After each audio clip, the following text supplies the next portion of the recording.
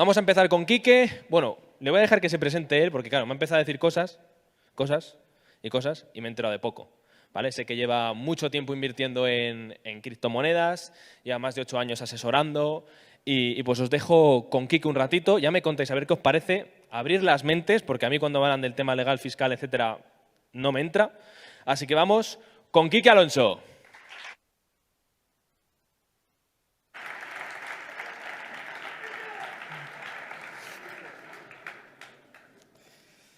Bueno, chicos, ¿se me escucha bien? Muchas gracias por la acogida. Aquí estamos, como decía Santi, pues para dar una versión sobre la parte fiscal. Habréis oído hablar de esto en muchísimas ocasiones, a muchísima gente, muchísimos youtubers, mucha gente que sabe mucho de este tema, y otra menos. Vais a ver mi versión, vais a ver mañana la de Luis, de Crypto Spain. No le conozco, pero bueno, yo respeto a todo el mundo. Lógicamente, pues como vais a ver hoy, no comparto los argumentos, no comparto las opiniones, pero bueno, lógicamente, todos sois gente inteligente, todos tenéis capacidad más que de sobra para poder opinar y decir lo que queréis. Si queréis pagar impuestos o no queréis pagar impuestos. Sé que es un mundo conflictivo. Tengo 30 años actualmente, soy empresario desde los 22, asesor fiscal desde los 22 también.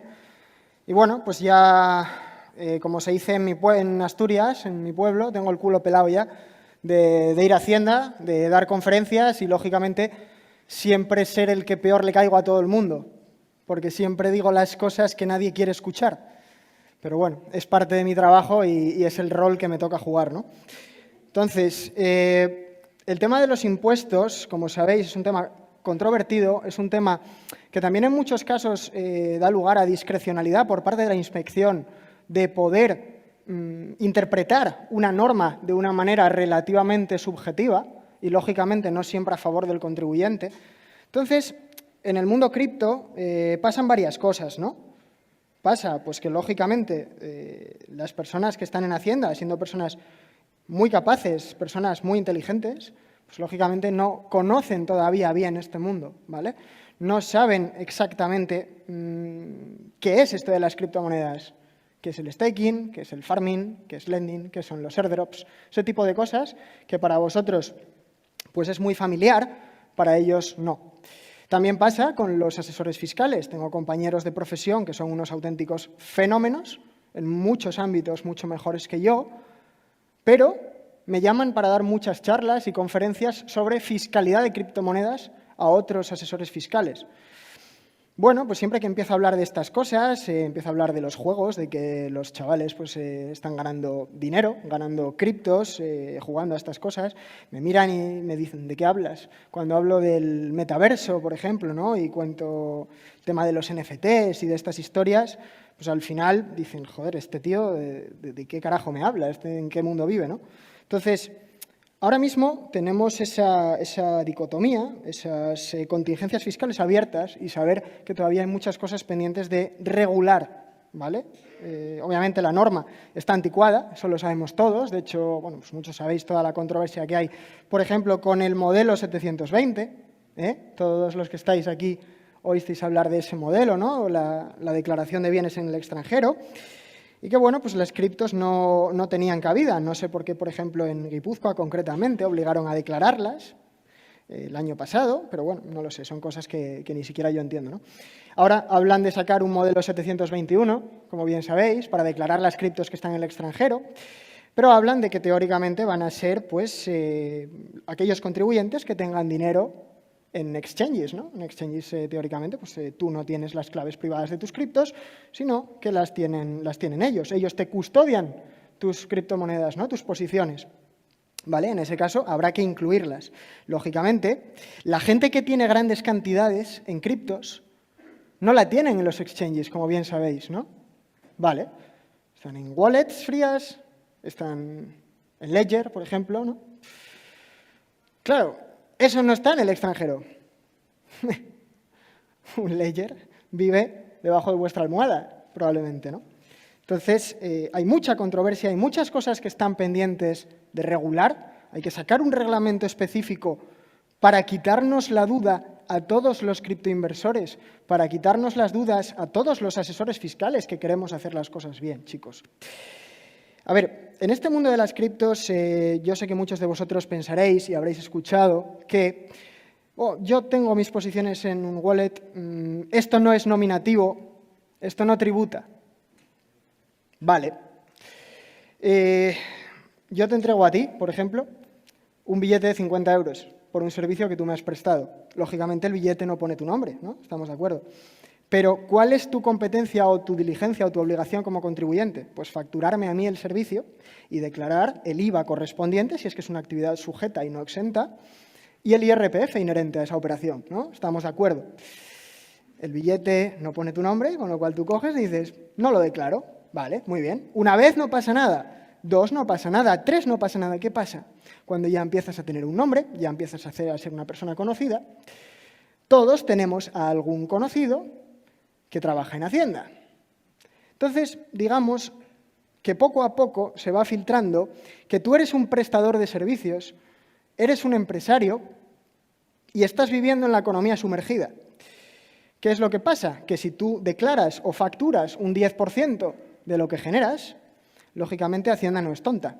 Existen unos márgenes, existe una competencia que está declarando unos impuestos y tú estás haciendo todo lo contrario. Entonces, ya sea por bases indirectas, esto ya son terminologías más complicadas y demás, por márgenes o por aplicaciones reales de mercado, la agencia tributaria acaba diciendo, pero vamos a ver, usted tiene una actividad, usted declara unos rendimientos de la actividad económica de 3.000 euros y usted tiene un chiringuito aquí de puta madre con 5 o 6 empleados. ¿Cómo puede ser esto, no? Entonces, bueno, hay cosas que saltan a la vista, ¿no? Luego, pues lógicamente, hay planificaciones fiscales y planificaciones fiscales.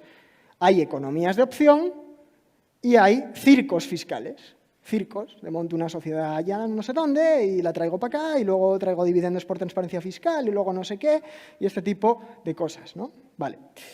Mirad, chicos, uno de los problemas que yo veo cuando muchos clientes me llegan al despacho ya con sociedades montadas para la inversión, porque ellos entienden o les han dicho que hay que constituir una sociedad mercantil para pagar menos impuestos. Bendita burrada.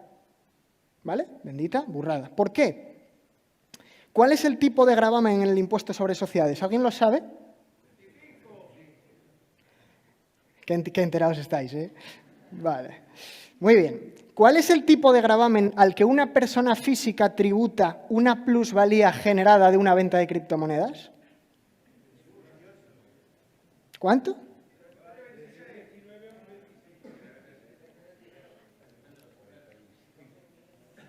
Más o menos, algunos vais muy encaminados, ¿vale? Entre el 19 y el 26%. Bien. Os voy a explicar muy rápido cuál es la estructura real del impuesto sobre la renta de las personas físicas, sin meterme muy a fondo. El IRPF es un impuesto dual, ¿vale? Es un impuesto que tiene 2 bases diferenciadas. La primera de ellas es la base imponible general, en la cual se tributan pues, rendimientos del trabajo. Imaginaros que trabajáis para una empresa, cobráis una nómina y tenéis ese cobro, lógicamente, tenéis que declararlo como un rendimiento del trabajo. Sois empresarios individuales, empezasteis con una actividad económica, generáis unos ingresos, unos gastos y, por ende, unos beneficios, ¿no? ¿Qué son esos beneficios? Son rendimientos de la actividad económica, donde tributan en la misma base que los rendimientos del trabajo. Perfecto. Rendimientos de capital inmobiliario. Tenéis unos inmuebles alquilados y cobráis unas rentas. Esas rentas, quitando una serie de gastos que son deducibles, como la amortización, el IBI, etcétera. Perfecto, pues os deja un rendimiento del capital que tenéis que declarar en la base imponible general.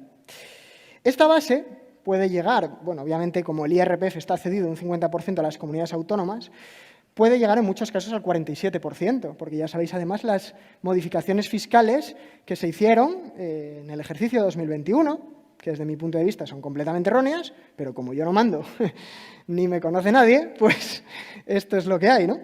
Entonces, ¿cómo ha quedado esta base imponible general? Pues como os decía, tributando gente que tiene bases imponibles importantes, por encima de 120.000 euros, pues al 47%, cosa que desde mi punto de vista se dice que el IRPF es progresivo, pues es una mentira, porque tributa al 47% una persona que genera 120.000 y una que genera 120 millones también tributa al 47%. Maravilloso.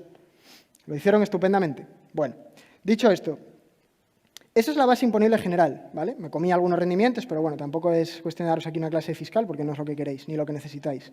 Una segunda base, que es la base del ahorro, ¿ok? En la base del ahorro se tributan una serie de rendimientos, como por ejemplo pueden ser rendimientos del capital mobiliario. Vosotros hacéis staking de criptos, por ejemplo, farming, ¿vale?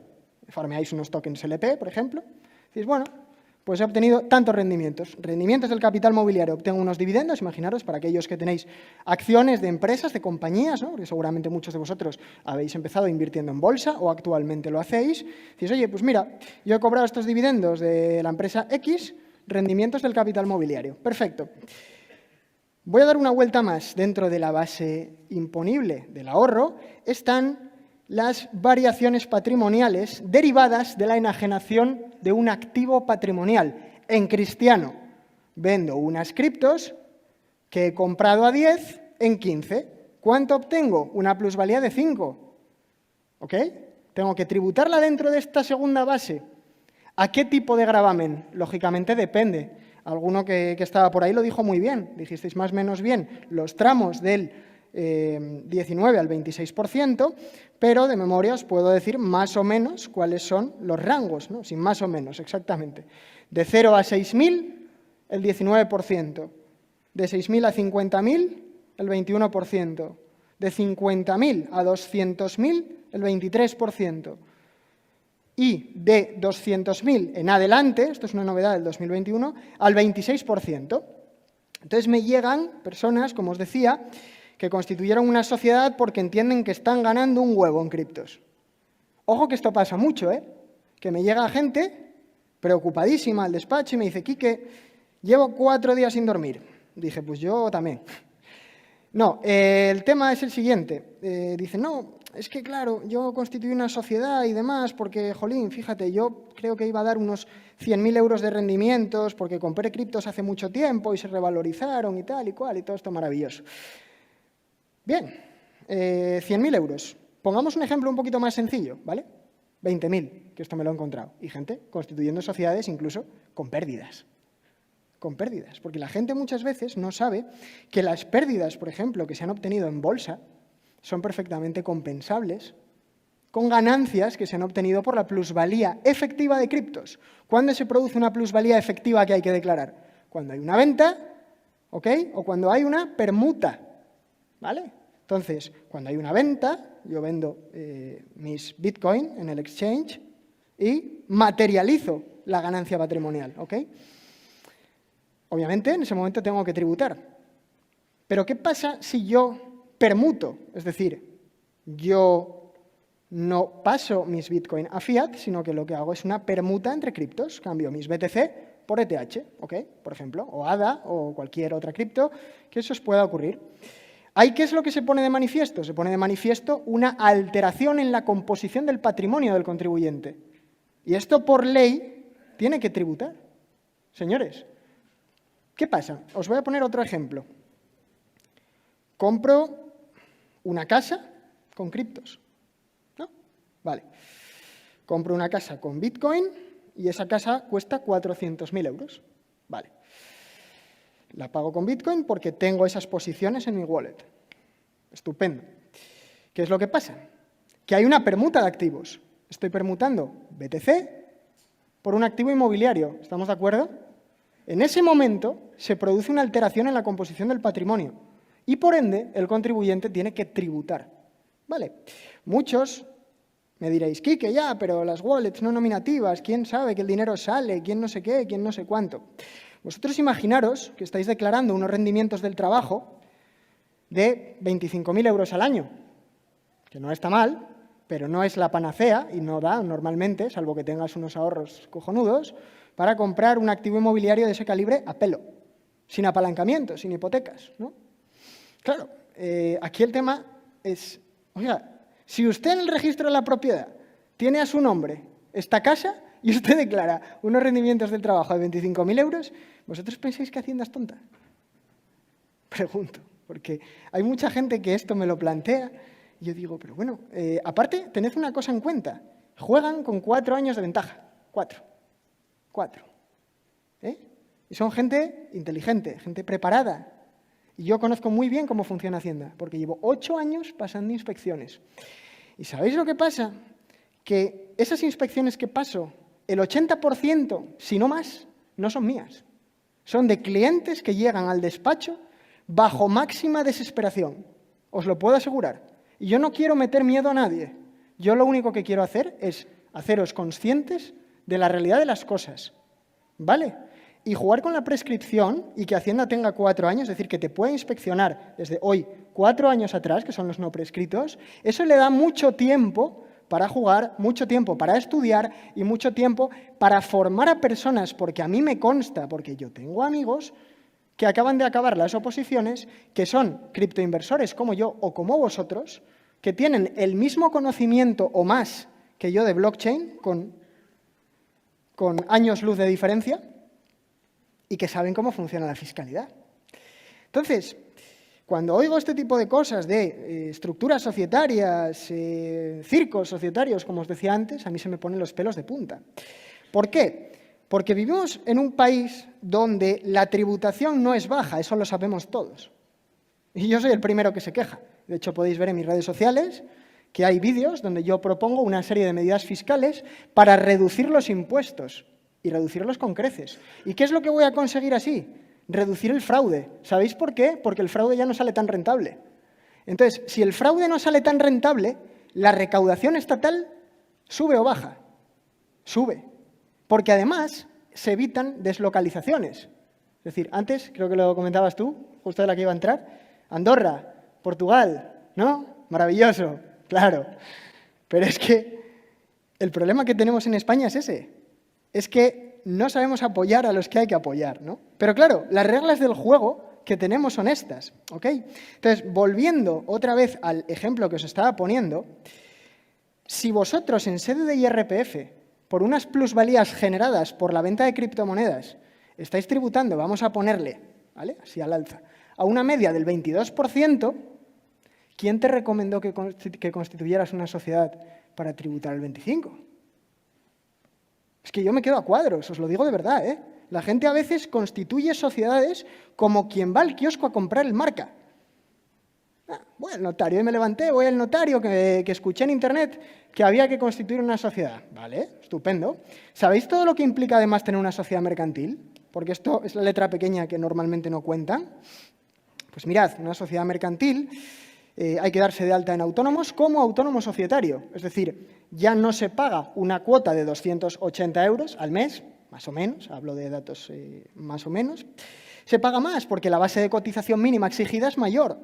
¿Ok? Son 1.200 euros más o menos, con lo cual el coste de autónomos ya son 100 euros más al mes. Lógicamente hay que pagarle a una asesoría, a una gestoría, para que lleve todos los papeles, porque hay que llevar una contabilidad de partida doble, que es lo que nos exige el señor registro mercantil. Entonces, hay que legalizar los libros, hay que presentar las cuentas y hay que pagar una gestoría o asesoría, como lo queráis llamar. ¿Vale? Yo lo digo, es tirar piedras contra mi tejado, pero es la realidad, yo no engaño a nadie. Entonces, claro, aquí el problema que tenemos es que de repente esa persona que constituyó la sociedad se da cuenta de que tiene muchos más gastos de los que tenía. Y encima, el gravamen al que tributa es mayor al que tributaría en IRPF. Entonces yo digo, joder, pero ¿quién tiene estas ideas, no? Entonces, lo que os quiero concienciar desde aquí es que cuidado con estas cosas. Que hacer sociedades no es la panacea, hay que tener las cosas muy claras. Y no me voy a quedar en las criptos, porque estoy seguro que muchos de vosotros, de los que estáis aquí, tenéis sociedades, o las tienen vuestros padres, o vuestros familiares, o quien sea.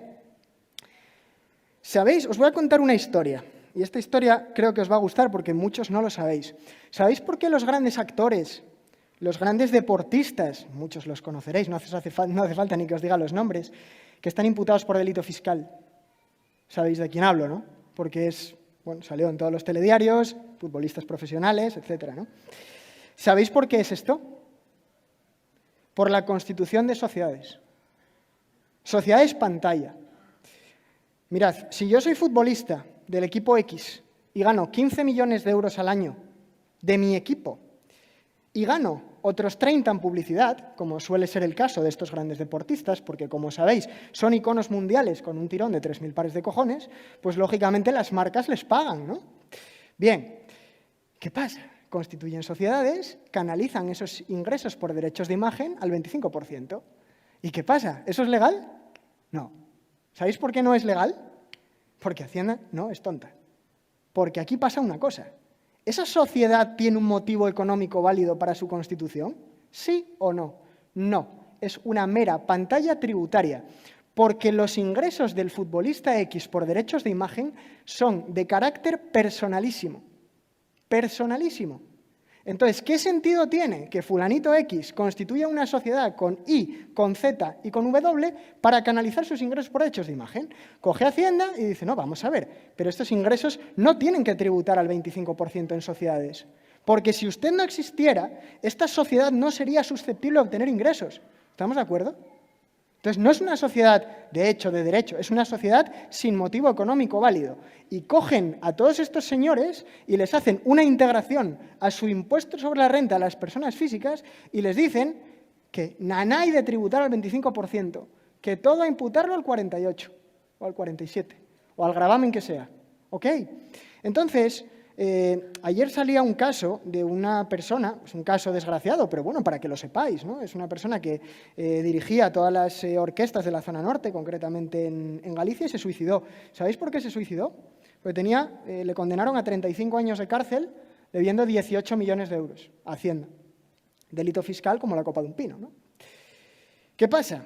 Y vuelvo a repetir, no quiero meter miedo a nadie, quiero que seáis conscientes de lo que hay, ¿vale? Y seguramente me esté ganando aquí muchos haters, yo no tengo ningún problema. Yo digo las cosas como son, porque, como os decía, tengo el culo pelado de ver cómo actúa la agencia tributaria. Y la agencia tributaria es dura, muy dura, ¿vale? Y cuando os pillan en un fraude, os pillan en un renuncio, tened en cuenta que no es regularizo ese fraude y todo es maravilloso y pago lo que debía. No, no. Es que hay intereses de demora, recargos y sanciones. Y las sanciones graves y las sanciones muy graves por cometer fraude o evasión fiscal pueden hacer que si tenías una contingencia tributaria de aproximadamente 200.000 euros, acabes teniendo una deuda con Hacienda de 300.000 o 400.000 euros, ¿vale? Y de ahí es complicado salir, ¿ok? Entonces, ¿qué os quiero decir con esto? Que, bueno, lógicamente, aquí hay dos opciones, ¿no? Es la opción de, yo tengo unas criptos, he permutado, he hecho todas las permutas en DEX, yo opero fuera de los exchanges centralizados y todo maravilloso. No declaro nada porque como esto no es nominativo y Hacienda no tiene acceso, genial. ¿No hay ningún rastro de todo eso, os pregunto?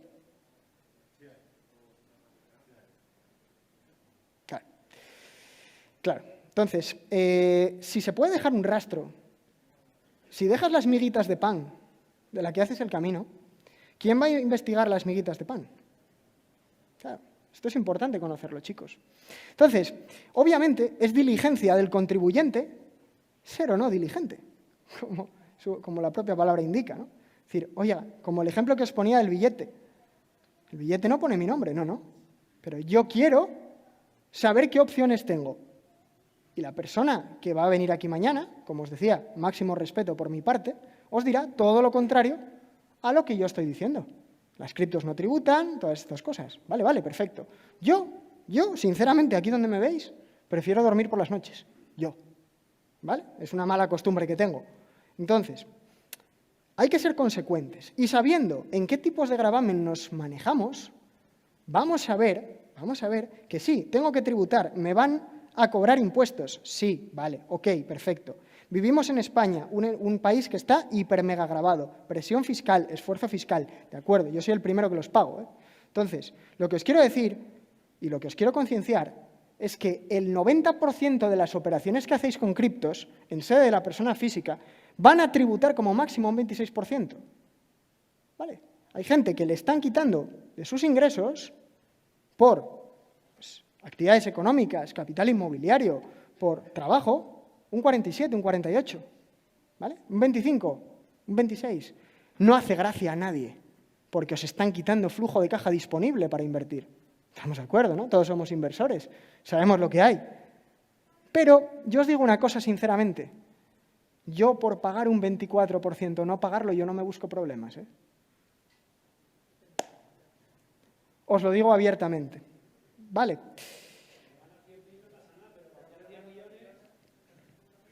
Claro, efectivamente. Te quedan 7,5 millones de euros disponibles para reinvertir. No está mal. Yo con 7,5 millones me arreglo, ¿eh? Para montar un negocio, para vender periódicos tienes, claro. Entonces, a eso voy. Si yo lo sé, hombre, soy el primero que lo digo. Pero por eso, en este evento vais a tener las dos opciones. La opción que os dice que lo correcto es tributar todo y la opción que os está diciendo cuánto vais a tributar, ¿ok? Y luego tendréis otra opción que os dirá que no, perfecto, lo respeto. Cada uno tiene su opinión, cada uno tiene tal.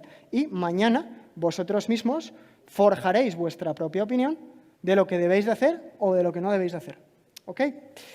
Bien, dicho esto, como os decía, las criptos y la tributación inherente a las inversiones eminentemente está dentro de la base imponible del ahorro, ¿no? Donde los gravámenes, como os decía, van del 19 al 26%. Perfecto. Mirad, os voy a poner otro caso, ¿vale? Un caso que me llegó al despacho el año pasado para hacer la renta.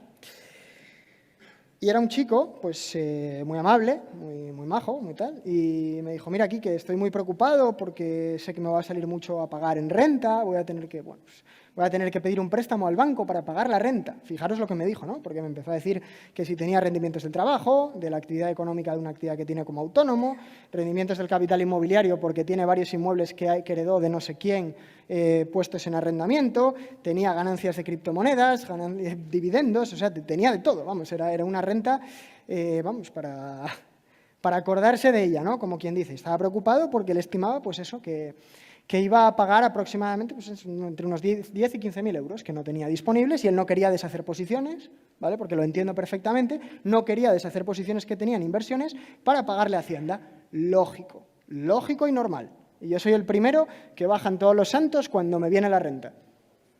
¿Vale? Imaginaros cómo lo tengo de optimizado. Imaginaros. Claro, sé lo que hay. Entonces, este chico me iba contando cosas. Y llegó un momento que le dije yo, no suelo hacer estas cosas, porque ya veis que soy bastante serio, ¿no? Pero le dije, ¿cuánto me pagas si la renta te sale a devolver? Y me dice, ¿tú qué estás loco? Digo, no, ¿cuánto me pagas si la renta te sale a devolver? Y me dice, lo que me devuelvan. Y le digo, vale, perfecto, mira, si es así, pues yo no te voy a cobrar la renta si te sale a pagar. Hicimos como una especie de apuesta, ¿no? ¿Qué pasa? Que él según me iba contando, yo decía, vale, rendimiento de la actividad económica. Bien, rendimiento de la actividad económica. ¿Cuántos años llevas en la actividad económica? 2, perfecto. Ya entras con una reducción del rendimiento del 20%, por inicio de actividad. Rendimientos del trabajo, me estuvo contando las nóminas que tenía y las retenciones muy altas, ¿vale? Retenciones considerablemente altas, algo que recomiendo, por supuesto, ¿no? Para que luego no te metan el palo. Me estuvo comentando lo que había cobrado de dividendos, lo que había cobrado de arrendamientos de inmuebles. Rendimientos de capital inmobiliario. ¿Están alquilados a viviendas? ¿Sabéis que lleva una reducción del 60% por arrendamientos de viviendas? Si no recuerdo mal, artículo 23.2 de la Ley del Impuesto sobre la Renta. Claro, estábamos hablando de que empecé a tirar, empecé a ver reducciones, empecé a ver bonificaciones, empecé a sumar, a hacer mis cálculos en la cabeza. Me comentó también que tenía unas pérdidas pendientes de compensar de ejercicios anteriores, con lo cual yo me fui haciendo mis cábalas, vi cuáles podían ser los gravámenes a los que iba a tributar, sobre todo en la base general, entendiendo también que hay unos mínimos personales y familiares de 5.500 euros, en la mayor parte de los casos, que al final van a operar pues, reduciendo la factura fiscal, vamos a decirlo así de la manera más sencilla, y le salió a devolver la renta 1.800 euros. No le cobré 1.800 euros, por supuesto, ¿vale? Pero para que veáis que a veces no hay que ser catastrofista, a veces hay que pedir buena información. Que claro, con todos mis respetos, mi admiración, tengo compañeros maravillosos, pero otros no tanto. Entonces, claro, si tú al mes pagas de gestoría 10 euros, no esperes recibir un servicio como si pagaras 200. Claro, lógicamente. Hay médicos mejores, médicos peores, futbolistas mejores, futbolistas peores, asesores fiscales mejores, asesores fiscales peores. Yo no digo que sea yo el mejor, ni de lejos, ni de lejos. Pero bueno, entiendo que tengo un bagaje, que tengo unos estudios, que sé cómo funciona esto y que al final soy el primero para el que aplico todas estas cosas y estas economías de opción, ¿no? Entonces, bueno, me veía las cosas venir. Entonces, ¿qué es lo que os digo? Pues que, en definitiva, lo mejor que podéis hacer es invertir en conocimiento.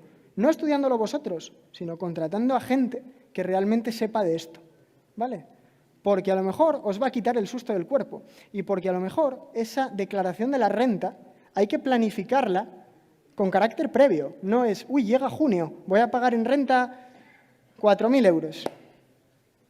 Qué bien, claro, pero si esto alguien te lo dice 6 meses antes, tú te puedes planificar, puedes hacer las cosas bien, puedes apartar ese dinero para pagarle al fisco y saber que no es flujo de caja disponible para reinvertirlo en inversiones. ¿Estamos de acuerdo? Entonces, claro, yo lo que veo aquí en los inversores es una falta de conocimiento fiscal y de que no sabemos cómo tributan las cosas. Entonces, como os digo, hay asesores muy buenos, pero también hay muy buena información en Internet, ¿vale? Entonces, obviamente, no hace falta pagar estos servicios, que esto es lo que yo escuchaba, decir que si los asesores fiscales cobramos mucho dinero, que si tal, bueno, no lo sé, yo sigo esperando que me aparezca un Lamborghini por ahí, pero vamos, de momento no estoy ni cerca, ¿no? He ganado mucho más dinero invirtiendo que trabajando. Triste, pero real, porque además trabajando, como os decía, el flujo de caja disponible que me queda es mucho más bajo, porque pago muchos más impuestos, ¿ok? Entonces, es algo que tenemos que tener muy claro. Vale, metiéndome un poquito más en tema de fiscalidad de criptos, que al final también para eso estáis aquí, ¿no? Lógicamente, tenemos, pues, por supuesto, el sumum de todas las inversiones, ¿no? Que es una compra y una venta. Bien, perfecto. Ya os expliqué el gravamen al que tributa, en qué base imponible tributa. Las permutas, muchos me decís y muchos, pues, oye, pues es algo que criticáis mucho. Y posiblemente ya no tanto a mí, sino al Estado, ¿no? El hecho de, joder, ¿por qué si yo estoy permutando una criptomoneda, porque yo tengo que tributar, ¿no? O sea, si yo lo que estoy haciendo es reinvertir mi dinero en otra cripto, ¿no? Entonces, claro, aquí, como os decía, la ley es antigua, hay que aplicarla, lógicamente, ¿no? Porque eso es lo que se nos exige. Y en este caso, lo que nos encontramos es, bueno, hay una alteración en la composición del patrimonio, porque cambio BTC por ETH, que es lo que os comentaba antes. Se pone de manifiesto una permuta. ¿Cómo tributa esa permuta? Claro, imaginaros que vosotros cambiáis un Bitcoin por X Ethereum. Claro, si vosotros comprasteis el Bitcoin en el año 2013, 2014, lógicamente, en el momento que lo vais a permutar, vale mucho más de lo que valía cuando lo comprasteis, ¿no? Y en ese momento, al permutarlo por Ethereum, se pone de manifiesto una alteración en la composición del patrimonio. Con lo cual, esa permuta tiene que tributar por la diferencia entre el valor de adquisición de Bitcoin y el mayor de los dos valores, el de cotización de Ethereum o el de cotización de Bitcoin, que en este caso es el mismo porque intercambiáis las unidades correspondientes para que el importe sea el mismo, ¿no? Entonces, claro, mucha gente me dice, oye, Quique, pero esto ¿cómo puede ser, no? ¿Cómo puede ser si yo tengo el dinero reinvertido? Dije, pero vamos a ver, si es que no es una cuestión de que cómo pueda ser, de quién escribió la ley, lo malo que era o ese tipo de cosas. No se trata de eso. Se trata de que hay que saber las cosas como son. Lógicamente, el holding de criptos no tributa, eso lo sabemos todos. Aguantar las criptos, las compro en el ejercicio X, las dejo y no hago absolutamente nada. Puedo dejarlas, por ejemplo, en staking, ¿no? Lógicamente, el staking, ¿qué es lo que ocurre aquí? Bueno, pues que yo estoy cediendo a una pool de staking mis criptos. Claro, ¿a cambio de qué? A cambio de un rendimiento, ¿no? Es como si estuviera haciendo una cesión de capitales de toda la vida, vamos a decirlo así. Entonces, si yo, por ejemplo, presto un dinero a la persona X en euros, ¿vale? 10.000 euros, y a esa persona le pido un interés del 4%, esa persona cuando me devuelve los 10.000 euros, yo no tengo que tributar, porque simplemente cedí un capital. ¿Estamos de acuerdo? Pero hay unos intereses devengados en esa operación. Por esos intereses sí que tengo que tributar. ¿Y cómo tributan esos intereses? Que es algo asimilable al staking o al farming, por ejemplo. ¿Cómo? Como rendimientos del capital mobiliario. Los rendimientos del capital mobiliario tributan dentro de la base imponible del ahorro. ¿Estamos de acuerdo? ¿Qué hay dentro de la base imponible del ahorro? ¿Qué os decía antes? Gravámenes entre el 19 y el 26. ¿Y qué nos encontramos? Plusvalías derivadas de la venta de criptos o de la permuta y esos rendimientos obtenidos de este tipo de prácticas que, como bien sabéis, son muy habituales. Estoy seguro que el 90% de los que estáis aquí las hace, ¿no? Luego nos encontramos con otro tipo de ganancias, vamos a decirlo así, como por ejemplo son los airdrops, ¿no? Estoy en Coinbase, me aburro, por ejemplo, voy a contestar a estas preguntas que me pide el proyecto de no sé qué. Y bueno, ahí pues te dan algo, ¿no? Te los regalan. Claro, ahí yo no estoy cediendo un capital, para que me den unos intereses. Simplemente me hacen un regalo. Bueno, estupendo, me hacen un regalo, ¿qué pasa? Que ese regalo, por muy pequeño que sea, y si cumplís los límites, lógicamente, para declarar en IRPF, hay que tributar por él. Parece una tontería, y decís, pero si es que cobré 4 euros, 5 euros, 10 euros. Bueno, vale. Si no llegas a los 1.000 en tus rendimientos, en la totalidad de tus rendimientos obtenidos, no tienes que tributar nada. Perfecto, no tienes que hacer declaración de la renta. Pero cuando ya superas, obviamente, todo debería ser incluido. Y me diréis, hombre, pero ¿cómo Hacienda se puede enterar de que yo cobré 10 euros de un airdrop en esta cripto, en este exchange, no sé qué, no sé cuánto? Haced lo que queráis. Yo siempre digo lo mismo. Digo, yo declaro todos y cada uno de los movimientos que produzco, que genero en mi cartera de inversiones, ¿vale? Porque sé los gravámenes que hay. ¿Son altos? Sí. ¿Me los puedo permitir? Sí. A todos nos fastidia tener que pagarlo, pero es lo que hay, ¿no? Airdrop, ¿es un premio? ¿Qué pasa con los premios? Los premios no corresponden a la base imponible del ahorro. Corresponden a la base imponible general, porque no derivan de una cesión de capital, ni derivan de la venta de un activo patrimonial, ¿ok? Entonces, como es un regalo, tengo que llevarlo contra la base imponible general. ¿Qué problema tengo aquí? Fijaros, seguramente alguno ya se esté dando cuenta, alguien que tenga más conocimientos fiscales, que estoy seguro que hay muchas personas aquí, ¿no? Si yo tengo unos rendimientos de la actividad de 10.000, unos rendimientos del trabajo de 20.000, rendimientos del capital inmobiliario de 10, el airdrop, ¿por cuánto tributa? Porque todo suma a la misma base. Entonces, el gravamen que vas a tener dentro de la base imponible general va a depender del volumen de rendimientos que tú tengas.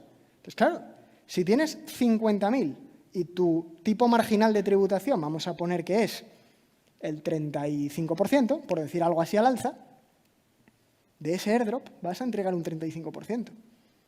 No vas a pagar acorde a los 10 como si fuera, por ejemplo, en la base imponible del ahorro, cuando no hay más rendimientos, ¿ok? Entonces, claro, todo esto, chicos, es cuestión de conocimiento, es cuestión de saberlo, y yo sé que es una parte que es un coñazo.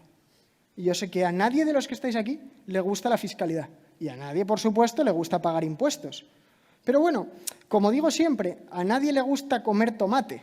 A mí no me gusta el tomate, no me gusta la lechuga, no me gusta... Pero si quiero vivir unos cuantos años, si Dios me lo permite, pues lógicamente tengo ese problema, ¿no? Vamos a decirlo así.